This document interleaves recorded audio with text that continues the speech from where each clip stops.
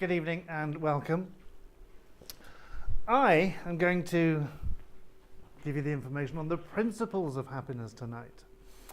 I remember my first kiss. I was young. It was a girl.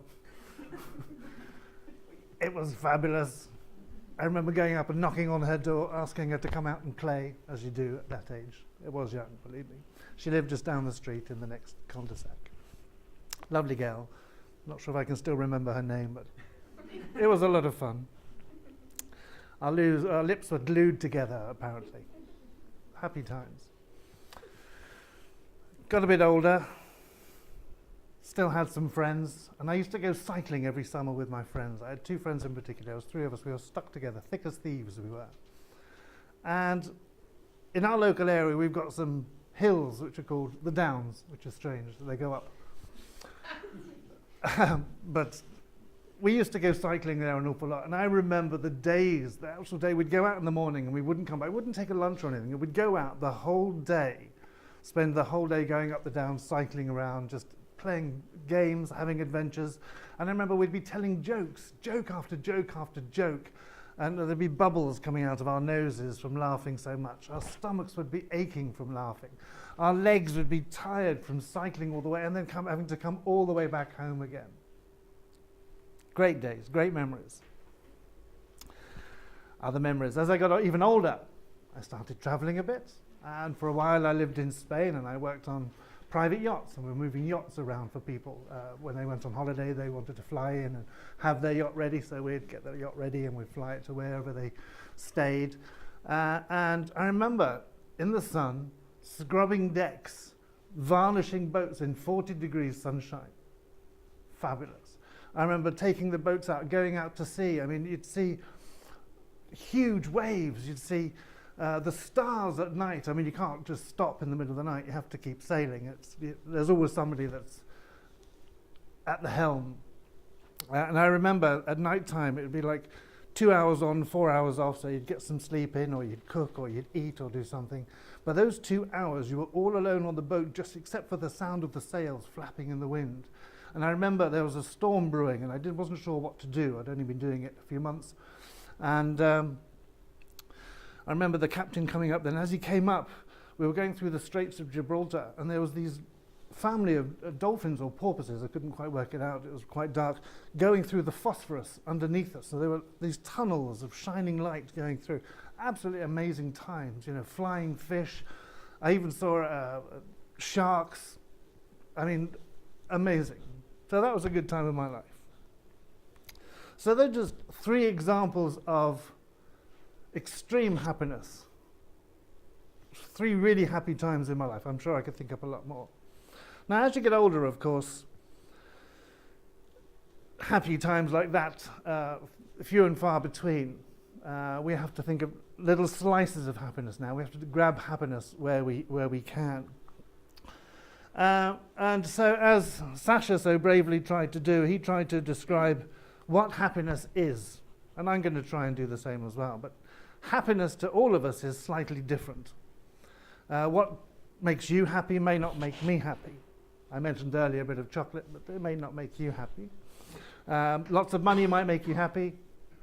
Somebody else it might not make happy. They may just be quite happy doing what they do. For me, happiness is a state. And we give it different names. We call it joy. We call it contentment, happiness. We give it all sorts of different, and it's sort of like a feeling. I don't think anybody can actually really grasp and describe it really, really well.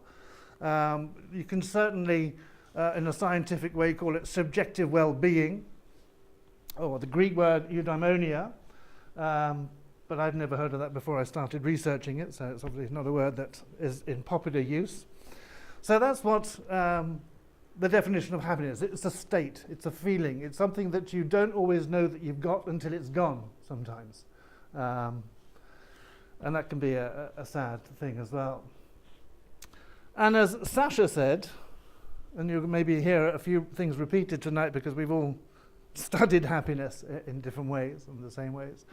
And one of the things, the important things that came up in the studies was that, Sasha was right, everybody has their own level of happiness. Now, if you're someone who's generally really happy, you'll go like on your journey, if you like, of happiness, and if something sad happens, you go down for a while and you come back up again and you carry on your journey at your level.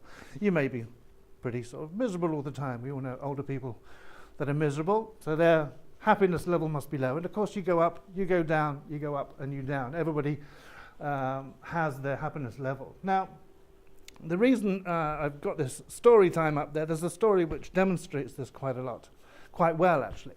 And I'm going to tell you a little story. Very quick. There's this, imagine this, picture this old village, or old town, old city if you like, and it's got a wall around it.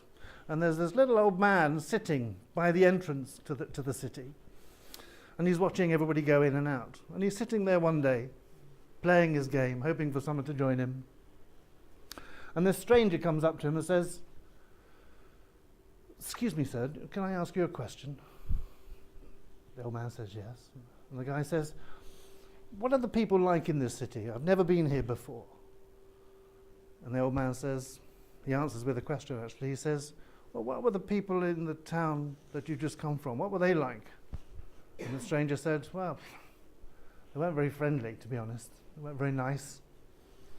Didn't want to hang around for long, so I left."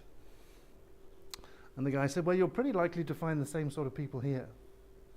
The guy shrugged his shoulders and went on his way. Shortly after, another stranger came up to the old man. The old man looked up, hoping to find someone to play with him. And the guy asked the same question. He said, "Excuse me," he said, "what are the people like in this city? I've never been here before." And the old man again, of course, answered with a question again. He says, "Well, what were the people like in the city that you've just come from?" And the guy said, "Oh, they were great, very friendly. I made some really good friends there, I had a fantastic time."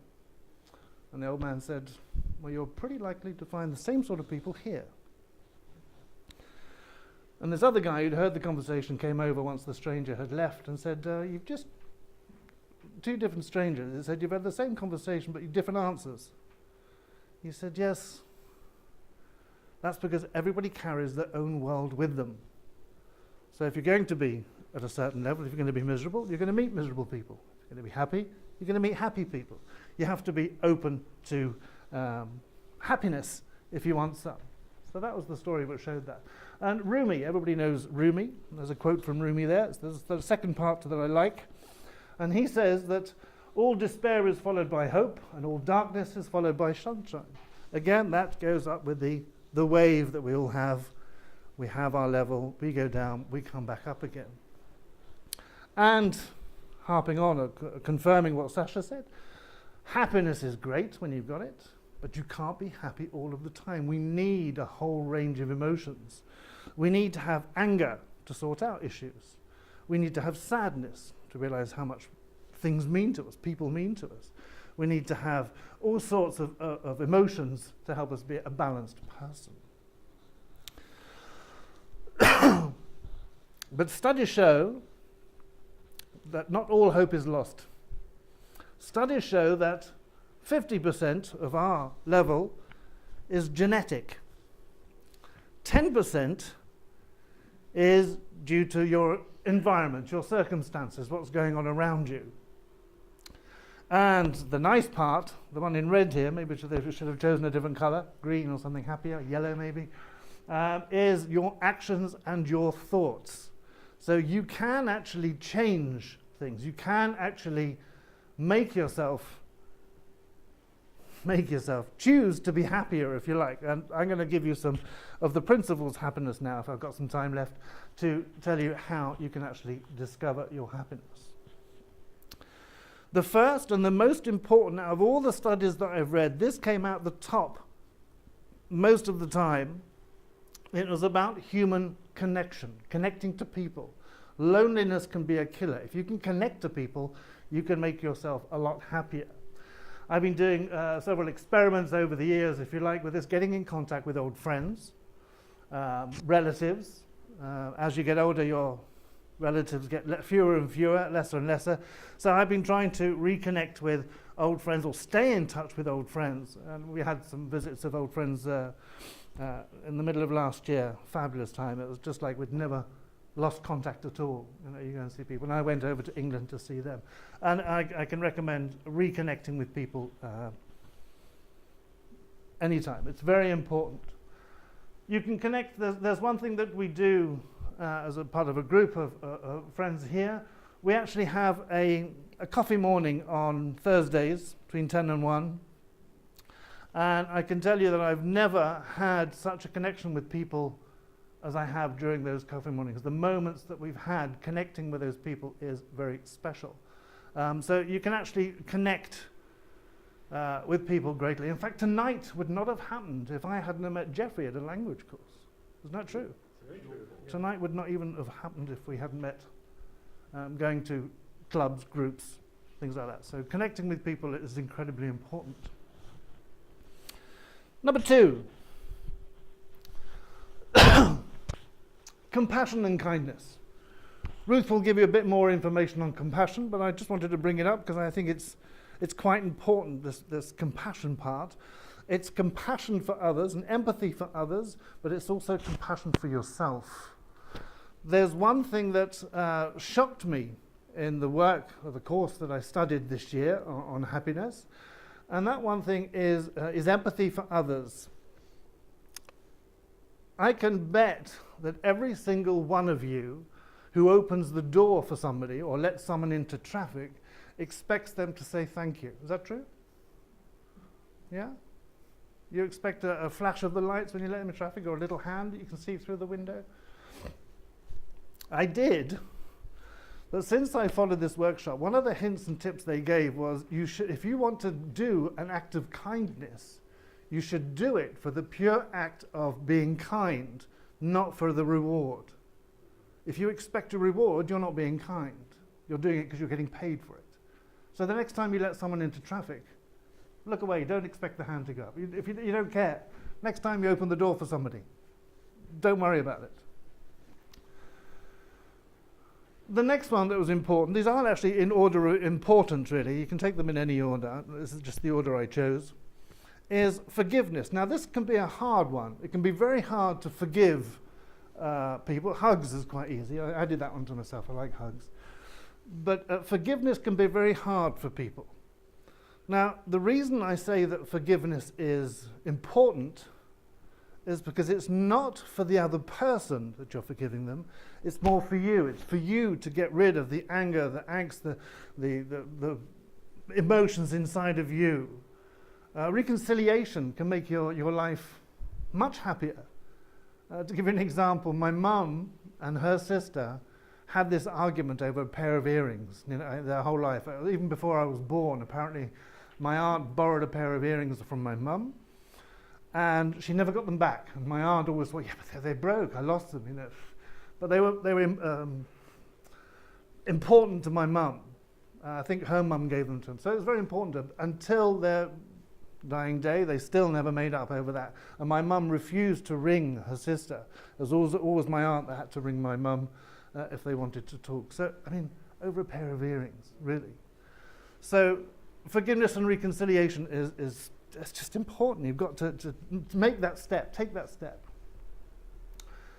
The next thing that came up on the list was mindfulness and meditation. Now, a lot of companies now are doing these mindfulness and meditation exercises at lunchtime. You'll get yoga, you'll get this, you'll get that. And as if it's a stopgap to stop burnout, to stop people, allow them to be capable to carry on extra work. But that's not the point. The point of mindfulness and meditation, they both work in a fabulous way, but not in the way to help you cope with the stresses and strains. The way mindfulness and meditation help you work is it allows you to stop that chatter in your head, stop that lack of self-compassion, all this negative chatter that's going on in your head, and sort of to step back and see these emotions are coming and push them away and just sort of center yourself. What bosses can do is just give you less work, not make it you better, cope better, just give less work. So mindfulness and meditation do work, but they're not going to help you cope with more work. I do believe that's 15 minutes. That's good. The final thing is gratitude.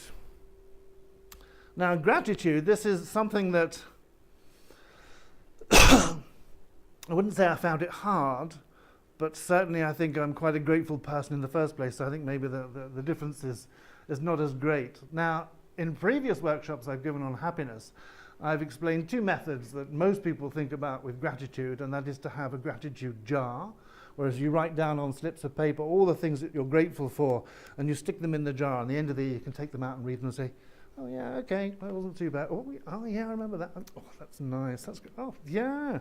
Or I've given actually booklets out to people where they can make notes every day, 3 things they're grateful for, and you can go back to the book and open it. But there's a third way. You can actually write down a letter. If you think of somebody that you've been grateful to for something, you can actually write them a letter. And they did the experiment where they got these people to write a letter with the 4 steps of what they did for you, why you're grateful, how it made you feel, and what impact it had on your life. And if you write a letter like that out, you can actually see very clearly how gratitude can improve your life. Now, they took the experiment one step further and got these people to ring the people that were in the letter, or the intended recipient, if you like. And the actual power of that message, they got people on the phone, they filmed them calling those people, and the actual effect it had on the other people and the effect it had on the people that were calling was amazing. It was very powerful, very deep. So gratitude is very important. So I'm going to leave you with this little phrase: how you think determines how you feel. So stop those negative thoughts, you'll feel better. How you feel determines how you behave, and how you behave influences the world around you. If you're happy, the people around you will be happier. If they're happy, you'll be happier. If you're feeling a little bit down, there's one thing that I've been doing with my wife recently. If you just stop and think of 3 things that you are grateful for at any moment in the day, it will immediately lift your spirits. It can be for having a pair of shoes. It could be for being here tonight. It could be for knowing Jeffrey. It could be for any reason that you might be grateful. Just think it and be happy. Spread the happiness, people. Thank you.